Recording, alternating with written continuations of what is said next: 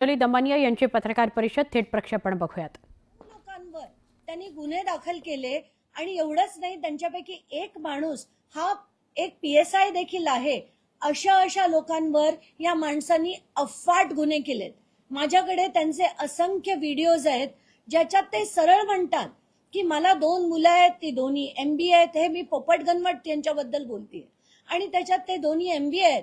पण आम्ही सगळ्या चांगल्या राजकारण्यांशी संबंध ठेवले म्हणून आम्ही ती दहशत निर्माण करू शकलो आणि म्हणून आम्ही दहशत निर्माण करू शकलो असं नाही म्हटलंय, म्हणून आम्ही अशा अनेक जमिनी घेऊ शकलो, अनेक प्रोजेक्ट राबवू शकलो।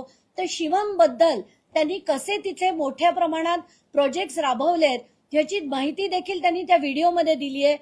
हेच आपल्याला सांगतं की राजकारण्यांना हाताशी धरून हे बिल्डर्स अशा सगळ्या असंख्य शेतकऱ्यांच्या जमिनी लाटल्या जातात, त्यांना कवडी मोलाची किंमत सुद्धा दिली जात नाही आणि जो त्यांच्या विरुद्ध लढतो त्या सगळ्यांवर खोटे गुन्हे दाखल करून त्यांना जेरीला आणलं जातं की कोणाच्या ताकद उरत नाही की या सगळ्यांना कुठेतरी त्यांनी उत्तर द्यावं।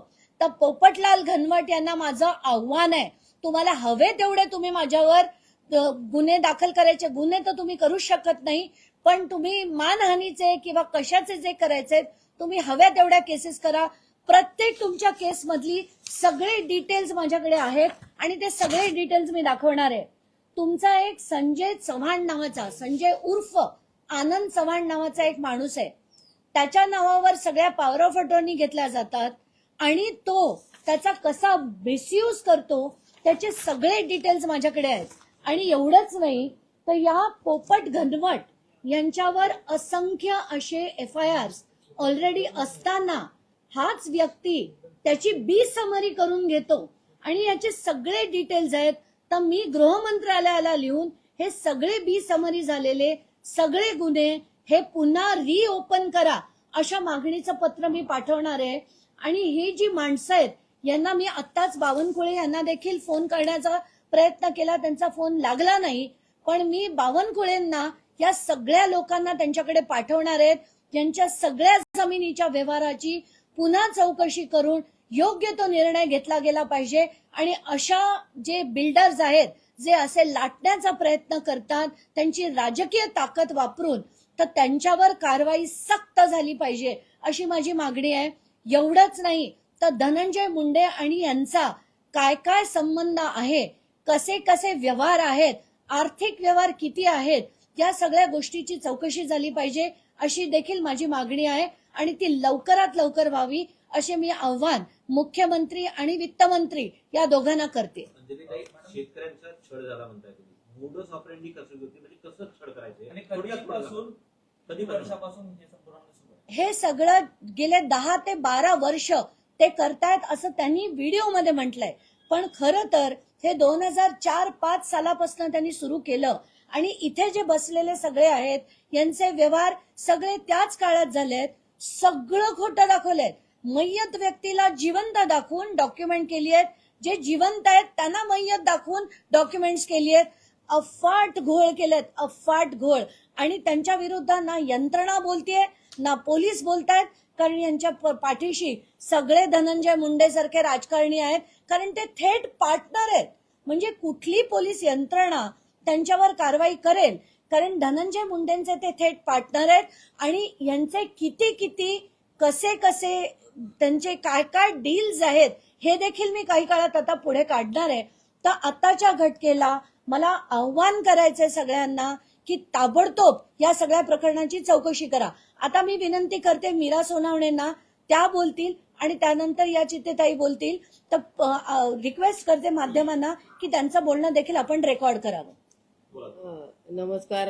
आता आम्ही अंजली ताईंकडे ह्याच्यासाठी आलोय कारण आम्ही 2008 पासून फिरतोय, भरपूर ठिकाणी फिरलो, कुठली ठिकाणं आम्ही शिल्लक ठेवली नाही आणि अंजली ताईंकडे आम्ही सगळे शेतकरी मोठ्या आशेने आलोय की ताईने आम्हाला न्याय द्यावा, कारण आम्हाला म्हणजे आमच्याकडे आता शक्ती नाही राहिलेली आहे लढायची। माझं तर म्हणजे मी आता बोलायची सुद्धा आहे ना इच्छा नाही, कारण आहे ना तो माणूस इतका म्हणजे इतकी दहशत आहे खेड तालुक्यामध्ये त्याची की बोलायचं काम नाही। अहो त्याने ना मला सांगा, धनंजय मुंडे सारखा माणूस, आता धनंजय मुंडे मंत्री आहेत आणि यांनी मला कधी पाहिलं नाही, किंवा हा राजू सोनवणे माझा चुलत भाऊ आहे. आज आमच्या 8 भावंडांवरती खोटा गुन्हा दाखल केलाय आणि धनंजय मुंडे साहेबांनी फोन केला चाकण चौकीमध्ये की यांच्यावर गुन्हे दाखल करा. म्हणजे हा किती मोठा गरिबांनो अन्याय आहे तुम्ही सांगा. आणि जे शंकर मारुती रौंदळ, माझी आजी शांताबाई जयराम सोनवणे, हिने शंकर मारुती रौंदळ यांचे चुलते सक्के यांच्याकडे जमीन घाण ठेवली होती. मग आता ती आजीनी घाण ठेवली, मग आता यांच्या चुलत्यांनी परत देण्याची माझ्या वडिलांना बोली होती आजीला, तर माझ्या वडिलांनी ते खरेदी खत करून घेतलेले. खरेदी खत केल्यानंतर जर समजा जरी आमचे म्हणजे तिथं धरणाचं काम चालू होतं, आसखेड प्रकल्प चालू होता खेड तालुक्यात, नोंदी बंद होत्या आणि मी वयाच्या 9व्या वर्षी तमाशामध्ये घुंगरं बांधली आणि तेव्हापासून ताई मी आता नाशिकवरून रात्रभर कार्यक्रम करून इथं आली. मी 9व्या वर्षापासून घुंगरं बांधली. लहानपणी गावात मी ताई भीक मागितलं, खूप मी हाल काढलेली व्यक्ती आहे आणि एवढे हाल काढून या पोपट घनवटनी, या राज घनवटनी आम्हाला बिनकामाच्या कोर्टाच्या चक्रा मारायला लावल्या. ताई नको नको झाले सगळ्यांना. आम्हाला असं वाटतं मेलेलं बरं, ती जमीन नसलेली बरी. और इतकी त्याला शेती आहे ताई, आमच्या खेड तालुक्यात इतकी जमीन आहे ना त्या पोपट घनवट राज घनवटची. आणि बरं का यांची बघा गंमत कशी आहे, पोपट मारुती घनवट याची इतकी मोठी टोळी आहे गुंडांची की ती टोळी आहे ना, त्यांच्या टोळीतलाच पोपट घनवट माणूस उभा करतो जमीन घ्यायला. ताई पोपट घनवट समोर येत नाही, त्याच्या टोळीतला माणूस उभा करतो, त्याच्या नावावर करतो, मग स्वतःच्या नावावर करून घेतो.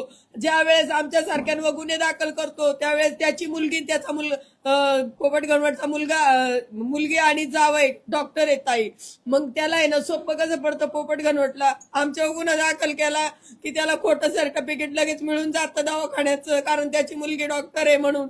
आणि असं आहे ना, असं सगळं इतका अन्याय चालू आहे ताई. खरंच याचं आहे ना शासनाने लवकर चौकशी करावं ना, आम्हाला लवकर न्याय द्यावा, नाही तर आम्हाला फाशी तरी द्यावा सरकारने. इतका कंटाळा आला ताई, आता सहनच व्हायना झालं बघा. आम्ही 1-1 रुपया कष्ट करायचा, मी रात्रभर तमाशामध्ये नाचून आता इथं आलीये. तुम्हाला ना वाटलं तर तुम्ही माझी चौकशी करा. माझे ना लेकरं बाळ ताई, मला आहे ना 10 बाय 10चं घर आहे राहायला. माझ्या घरामध्ये मी असले, माझी फॅमिली असली, पाहुणा आला तर बसू शकत नाही, अशी आमची अवस्था आहे. आम्ही आज 2 करोडची आमची जमीन असताना आम्ही बेकारी आहे. कसं जगायचं कसं आता, लोकांनी कसं जगायचं. आणि प्रत्येकाची तुम्ही ऐकाल ना, प्रत्येकाची कहाणी तीच आहे. 11 अशा कुटुंबांवर यांनी अफाट प्रमाणावर टाकलेत. आणि जसं मी म्हणते आता या ताईंचं ऐका तुम्ही. आमचा मालक, आम्ही फोटो भरायला निवीनगरला होतो. माझी तर लेकरं एकदम बारीक होती. माझं त्या टायमाला मालक वारला, एकदम बारीक होती. पोरांच्या बापाला दादागिरी करून, त्याच्याबरोबर त्याचा गुंड तर असतातच. आणि आमची एक नणंद, तर तिला पण काही येत नव्हतं, काय नव्हतं. माझा नवरा तर एकदम भोळा होता. आम्ही कुठं तर निवीनगरला, माझा बारका मुलगा तर दूध पेता म्हणलं तरी चालं, इतका बारीक होता. त्याला दादागिरी करून त्याच्याकडून सयांगत घेतलं. आम्हाला माहिती पण नाही. जेव्हा तो लाचच्या टेपला आम्हाला माहिती झालं का, मग आम्हाला सांगितलं त्यांनी का मला असं असं केलं म्हणून करताना. त्याला मोर्त तर सांगायची आहे ना, समजाना त्याला काय सांगायचं. तो पण घाबरला आणि तो घाबरूनच मेला. आमचा मालक घाबरूनच मेला. तो मेलाच नसता, तो का मरण्यासारखा नव्हता. शिवाय त्याचे आई बापा लहान असताना गेले. त्याच्यानंतर आता ह्यांनी अशी जर जमीन घेतली तर माझ्या लेकरांचं काय व्हायचं. मी नवरा तर गेला, त्याच्या पाठीमागे या जमिनीसाठी मी पण जाणार, काय करायचं. आता तुम्ही पण बोला. यांच्या तर यांना अटॅक आला. माझ्या वडिलांना तुमचं नाव सांगा. माझं नाव राजेंद्र रखमा सोनवणे, माझ्या वडिलांचं नाव रखमा गोविंद सोनवणे. ज्यावेळेस माझ्या वडिलांना पोपट घनवट या व्यक्तींनी कॉल केला आणि धमकी दिली, त्याच्यानंतरच एक 15 ते 20 मिनिटात त्यांना अटॅक आला होता. आणि जेव्हा कॉल आला, लाचचा कॉल कुणाचा होता आम्ही चेक केला तर त्यांचाच होता. त्याच्यानंतर आम्ही बोलायचा प्रयत्न केला, पण अजिबात म्हणजे नाही का, आता मला बोलायचं नाही असं म्हणून टाळलं. आणि नंतर मला लेटर दिलं की तुझ्या वडिलांनी जमीन विकलेली आहे, तू येऊन सह्या कर. तर त्याच्यानंतर मी खूप दिवस म्हणजे थोडं भीतीतच होतो, कारण डायरेक्ट बंदूक वगैरे घेऊन त्यांचे बॉडीगार्ड वगैरे बोलण्यासाठी वेगळंच हे करत होतं. त्याच्यानंतर मी आलो आणि विचारल्यानंतर त्यांनी जमिनीचं मला सांगितलं की तू येऊन सह्या कर. तर मी बोललो मी सही करू शकत नाहीये. तर लेटर कोर्टाच्या मार्फत मागवलं. मी पण त्यांना पाठवलं की माझ्या वडिलांनी जर जमीन विकली असेल तर मला सही अंगठा वडिलांचा काहीतरी दाखव प्रूफ. तोही काही त्यांनी कोर्टाच्या मार्फत मला दिला नाही, कारण त्यांनी कोर्टाच्या मार्फत मला लेटर पाठवलं होतं प्रायव्हेट. तर मी पण त्यांना प्रायव्हेटच उत्तर दिलं. अजूनपर्यंत काही उत्तर नाही. परत एक नोटीस आले की परत येऊन सही वगैरे करा तुम्ही तिघं भाऊ. नाही, आणि अजून ती जमीन कंपाऊंडच्या आतमध्ये त्याच्या. आणि एक 10 वर्ष झाली आम्ही त्या जमिनीत जाऊ शकत नाही. कंपाऊंड मारून घेतलेलं आहे पूर्ण जमिनीला. आम्हाला शेतात पाय ठेवतात. आणि यांच्यामुळे मी गेल्यानंतर 307, 326 आणि 120 ब पूर्ण कलम करून त्यांनी आम्हाला महिनाभर एरवड्या जेलला टाकलं होतं मला. थोडक्यात एकंदरीत जमिनीचे व्यवहार दिसले नाही, हा, मला पुन्हा एकदा तेच सांगायचंय की अशा असंख्य लोकांकडनं ही तर 11 माणसं एकमेकांना भेटली आणि ती माझ्यापर्यंत येऊ शकली. अशा असंख्य लोकांना राज घनवट, राजेंद्र घनवट आणि पोपट घनवट यांनी प्रचंड लोकांच्या जमिनी लुटल्यात. सगळ्या यंत्रणा यांच्यासाठी काम करतात आणि सगळीकडे धनंजय मुंडे हे बऱ्यापैकी ठिकाणी फोन करून दहशत निर्माण करून या सगळ्यांच्या जमिनी लाटल्या गेल्यात. म्हणून मी बावनकुळेंना भेटून त्यांना विनंती करणार आहे की सगळी प्रकरणं पुन्हा चौकशी करा आणि यांच्या जमिनी यांना कुठच्याही परिस्थितीत परत मिळाल्या पाहिजेत. आणि मला खात्री आहे की बावनकुळे हे नक्की करतील, कारण कुठेतरी योग्य काम करणं हेच एका मंत्र्याकडनं अपेक्षित आहे आणि ते करून घेण्यासाठी मी लढा मात्र नक्की देईन. एवढंच मी तुम्हा सगळ्यांना सांगू शकते. आणि हे होईपर्यंत माध्यमांनी सुद्धा त्यांची साथ द्यावी, कारण अशी असंख्य लोकांना आता कसं झालंय की सामान्य लोकांना जगणं मुळात कठीण झालंय. त्यांना त्यांचे प्रॉब्लेम कोणाकडे द्यावे. आज या बाई म्हणा, याची सगळी माणसं म्हणा, यांचेच एक पुतणे देखील आले होते मागच्या वेळेस. ते देखील म्हणाले की आम्हाला सुट्ट्या घेऊन कोर्टाच्या वाऱ्या करायला लागतायत. प्रत्येक वेळेस कोर्टापर्यंत जा ये खर्च होतो, त्या दिवशीचं आमचं काम जातं, सुट्टी घेतली जाते. तर हे जे छळ चाललेत हे छळ देखील बंद झाले पाहिजेत. आणि हे जेवढे राजकारण्यांचे पाळलेले लोक आहेत ना, या सगळ्यांना आता धडा शिकवण्याची आता वेळ आलेली आहे. एकूण पुण्याचे जर पालकमंत्री पाहिजे तर ते स्वतः अजित पवार आहेत. एकूणच राष्ट्रवादीचं तिथे वर्चस्व आपल्याला पाहायला मिळत आहे. कुठेतरी अजित पवार असतील किंवा मग धनंजय मुंडे असतील यांच्या हे संगनमतानं हे सगळं झालं असं नाही, हे त्यांच्याच संगनमताने. म्हणजे पोलिसांना जसं मीराताई म्हणाल्या की सरळ फोन धनंजय मुंडेंकडनं आल्यावर यांच्यावर एक नाही 9 जणांवर गुन्हे दाखल होतात, ते पण 307 सारखे. आणि त्यांना घिरट्या करायला लागतायत कोर्टाच्या. कसं ती माणसं जगणार. त्यांना त्यांचा एकटा जागा गेली, वर मानसिक छळ.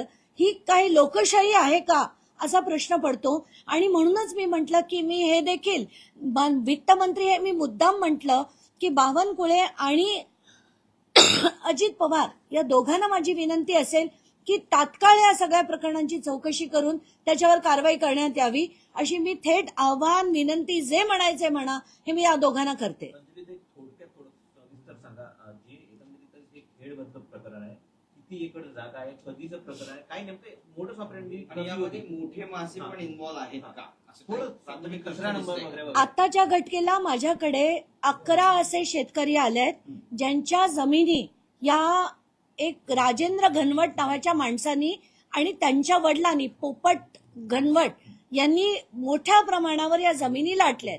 कोणाची किती तर कोणाची किती, अशा छोट्या छोट्या ते अगदी मोठ्या जमिनींपर्यंत हे व्यवहार केले गेलेत.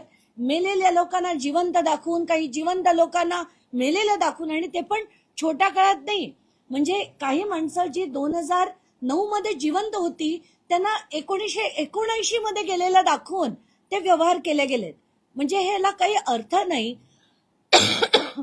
पॉवर ऑफ अटॉर्नी घेऊन, आणि त्या सगळ्या पॉवर ऑफ अटॉर्नी एकच व्यक्ती आहे, जे मी म्हटलं संजय चव्हाण नावाचा, आणि त्याच्या नावावरनं दुसऱ्याच्या नावावर, दुसऱ्याच्या तिसऱ्या, आणि मग त्या सगळ्या पोपट घनवट किंवा राजेंद्र घनवट यांनी घेतलेल्या आहेत.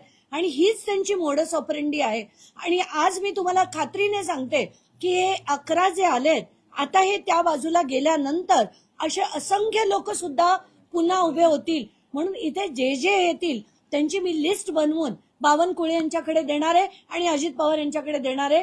सगळ्यांची चौकशी लावून पुन्हा याच्यावर व्यवस्थित कारवाई होऊन त्यांना जमिनी परत मिळाल्या पाहिजेत. आता त्या जमिनीवरती नक्की काय होतं की म्हणजे शासकीय काही प्रकल्प येणार होते किंवा मग शासनाचं काही त्या ठिकाणी राबवणार होतं असं काय होतं, मग त्या संदर्भात त्यांनी आधीच या संपूर्ण म्हणजे जमिनी या शोधून मग त्या लाटल्या, असा काही प्रकार आहे का? 1-2 ठिकाणी असे प्रकल्प येणार होते, पण बहुतांश जमिनीमध्ये आजूबाजूला सगळ्या चांगल्या डेव्हलप झालेल्या एरिया होत्या, म्हणून यांची कंपनी जी बिल्डर आहेत, त्यांचं शिवम बिल्डर नावाची जी त्यांची कंपनी आहे, तर ते मोठे मोठे प्रोजेक्ट ते स्वतः करायचे आणि त्यासाठी या लाटल्या गेल्या आहेत आणि अक्षरशः न सांगता त्यांना चिरडून त्यांच्यावर गुन्हे टाकून पूर्ण फेन्स करून त्यांनी असे अनेक प्रोजेक्ट्स केलेत आणि दाखवताना सांगतायत की पुण्यात इतक्या चांगल्या इंडस्ट्रीज येत आहेत, तिथल्या लोकांना राहायला जागा हवी म्हणून आमच्या कंपनीने त्यांच्यासाठी घरं बनवली. ते व्हिडिओज ऐकून सुद्धा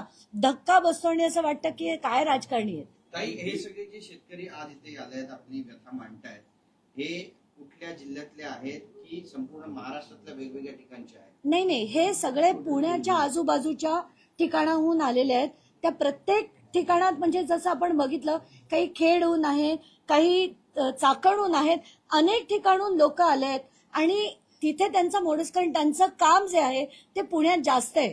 तर मला आता याचं सगळ्याचं कोरिलेशन लावायचं आहे, कारण आपल्याला आठवत असेल की कराडचे सुद्धा अनेक प्रॉपर्टीज पुण्यात आहेत, त्यांनी सापडले ते आणि त्यांचे सगळे जे आरोपी आहेत ते सापडले देखील पुण्यात आहेत. आता याचा संदर्भ काय आहे तो काही काळात आपोआप लागेल, त्याच्यात मला नाही वाटत आपल्याला काही विशेष करावं लागेल. पण आत्ताच्या घटकेला या सगळ्यांसाठी फोन कोणाकोणाचे आलेत ते सगळे लोकच सांगू शकतील आणि ते स्पष्टपणे आता मीराताई बोललेले आहेत. त्यामध्ये वाल्मिक कराड आणि घनवट यांचे काही संबंध पुढे आलेत का? या काही संबंध या दोन्ही कंपन्यामध्ये जसं मी म्हटलं की माझ्याकडे ज्या 2 कंपन्या आहेत, Venkateshwara industrial services, Jagmitra sugar, या दोन्ही कंपन्यामध्ये वाल्मिक कराड पण होते, धनंजय मुंडे पण होते, राजश्री मुंडे पण आहेत आणि हे राजेंद्र घनवट पण आहे. ही पूर्ण एक चेन आहे, ही पूर्ण चेन आहे आणि या सगळ्यांचं व्यवस्थित जसं आपण म्हणतो तिथे त्यांच्या गँग्स आहेत, ती त्यांची गँग करून लूट, दहशत करून लूट केली जाते. यांची इथे वेगळ्या प्रकारची दहशत करून यांच्या जमिनींची लूट होती. तर या त्यांच्या आर्थिक व्यवहारांबद्दल अनेक खुलासे जसजसे होतील तसतसे मी करत जाईल. राजेंद्र घनवट यांचे देखील कोणी आका आहेत असं वाटतंय या प्रकरणात? राजेंद्र घनवट हे साथी आहेत, जसे वाल्मिक कराड धनंजय मुंडे यांचे साथी आहेत तसे राजेंद्र घनवट हे त्यांचे साथी आहेत. जसं मी म्हटलं की पहिल्या दिवशी जेव्हा मला पंकजा मुंडेच्या फाईल्स घेऊन जेव्हा धनंजय मुंडे माझ्या घरी आले होते, जिथे मी बसले तिथेच ते बसले होते आणि त्यांच्याही सगळ्या फाईल पाठवण्याचं काम याच राजेंद्र घनवटने केलं होतं. कारण पंकजा फाईल्स म्हणून माझ्याकडे आजही त्यांचा नंबर सेव्ड आहे, तो देखील मी तुम्हाला पाठवू शकते. एक तर तुम्ही आता व्यंकटेश्वरा म्हणाला, त्या व्यंकटेश्वरा जी संस्था आहे, फूड सप्लायच्या चेनमध्ये ती ब्लॅकलिस्ट करण्यात आलेली आहेत, त्या संस्थेवरही खूप गुन्हे दाखल आहेत आणि तुम्ही ज्यांची नावं घेत आहात तीच माणसं डायरेक्टरवर, तर त्याच्यातही तुम्ही काय फॉलोअप करणार आहात का? आता कसं आहे की असंख्य असे पुरावे जे येत जातील तसतसे यांच्यावर खुलासे करत जाईल आणि तेव्हा तरी मला वाटतं देवेंद्र फडणवीसांच्या डोक्यात प्रकाश पडेल की आपण ज्याला पाठीशी घालतोय ते ना त्यांनी ऑफिस ऑफ प्रॉफिटची चौकशी केली आहे, ना त्यांनी मी काढलेल्या शेती घोटाळ्याची म्हणजे ऍग्रिकल्चर स्कॅमची त्यांनी चौकशी केली आहे. पण हे धनंजय मुंडे किती पोचलेले होते याची असंख्य उदाहरणं तुम्हाला मिळतील आणि या सगळ्या गोष्टीची चौकशी झालीच पाहिजे अशी मागणी मी पुन्हा एकदा त्यांच्याकडे करेन. एक महत्वाचा प्रश्न आहे, यांनी जमिनी गहाण ठेवल्या म्हणतात, जमिनी गहाण ठेवता येत नाही, डायरेक्ट खरेदी करून द्यावं लागतं. घाण हे आताच्या काळच्या नाही, त्या खूप पूर्वी त्यांनी हे त्यांच्याच नातलगांकडे ठेवले होते. ते फक्त एका व्यक्तीचं आहे, बाकीच्या व्यक्तींमध्ये तर बाकी तसं काहीच नाही. म्हणजे त्यांनी घाणही ठेवल्या नव्हत्या, त्यांचे खोटे पैसे दाखवून त्यांच्याकडनं त्या म्हणजे दाखवली की ती काहीच नाहीये, त्याचं व्हॅल्युएशन एवढंच आहे असं दाखवून ते 8-8 लाखाला व्यवहार केले गेले. ते 20-20 कोटीच्या जमिनी आहेत. तर असे खोटे व्यवहार केले गेले. ताई, यामध्ये एक असं दिसतंय स्पष्टपणे की राजेंद्र घनवट यांनी काही पुरावे पेपर्स तुमच्याकडे पाठवले होते जे पंकजा मुंडे यांच्या विरोधातल्या फाईल्स होत्या. त्यामुळे राजेंद्र घनवटच्या माध्यमातून धनंजय मुंडे हे पंकजाताईंच्या विरोधामध्ये काही खुलासे करू इच्छितात का, असा सवाल या निमित्तानं उपस्थित होतो. नाही, पण ते त्याच्यासाठी माझ्या घरी आले होते, कारण तेव्हा पंकजा मुंडे आणि धनंजय मुंडे हे विरोधात होते. म्हणून धनंजय मुंडे माझ्या घरी आले पंकजा मुंडेंच्या फाईल्स घेऊन, आणि मी त्यांच्या विरुद्ध लढावं असं त्यांना वाटत होतं. पण त्यांना मी स्पष्टपणे जेव्हा सांगितलं की मी असं कधीही लढत नाही, त्यांनी त्यांच्या फाईल्स ठेवून गेले, पण त्याच्यावर मी कधीही बोलले नाही. कारण हे लढणं अशा कोणाच्या दिलेल्या फाईल्सवर हे मी आज तगायत कधी केलं नाही आणि करणारही नाही.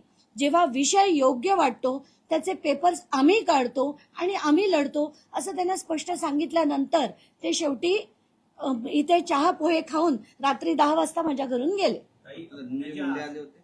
धनंजय मुंडे आणि तेजस ठक्कर हे दोघेही माझ्या घरी आले होते. ते एक प्रकारची सुपारी होती पंकजाताई मुंडे यांच्या विरोधातली. ते देण्याचा प्रयत्न त्यांनी नक्कीच केला, पण ते घेत नाही हे त्यांना कदाचित कल्पना नसेल. अंजली, ते पुण्याच्या आसपास आपण बघताय किंवा एकंदरीतच बीडमध्ये भाव जमिनींना सोन्याचा आलेला आहे.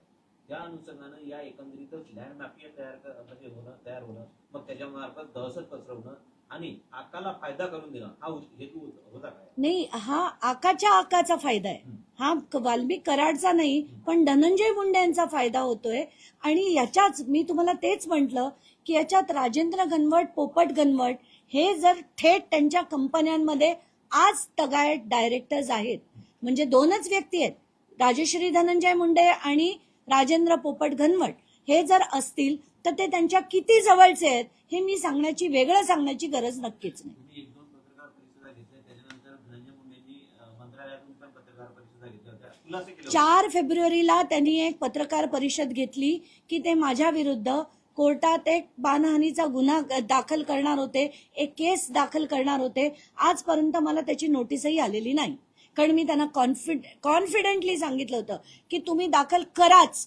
त्याच केसमध्ये मी सगळ्या गोष्टी मांडून पुण्याच्या परिसरातले 11 शेतकरी अंजली दमानियांकडे आले की आमची जमीन लाटण्यात आलेली आहे आणि त्याच्या संदर्भातली ही पत्रकार परिषद.